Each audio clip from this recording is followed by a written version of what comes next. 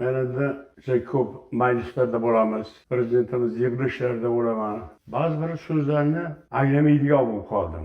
Bitta so'zni eshitsam, ikkinchi bir-biriga chayqalib ketadi. Hayron bo'ldim.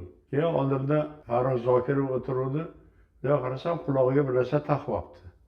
Farruh nima desam, ashadda adresini aytdi. Men keldim. Bitta kichkina anaqamda kirgizib qo'yaman. Bemalol eshitaman. Bemalol televizorlardagi gap so'zlarni anglayman.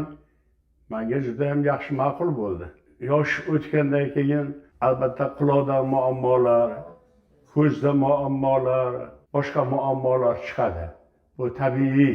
O'sha narsalar o'zini kuchini ko'rsatadi. Baribir taxminan o'zimni qo'lga olaman degan taqdiringizda ham baribir nuqsonlar sizga sezilib qoladi. Shunda bemalol kelib murojaat qilsanglar, bu yerda juda zo'r mutaxassislar ishlaydi. Hamma yo'qni tekshirib, quloqinglarga o'sha narsani taqib qo'yadi.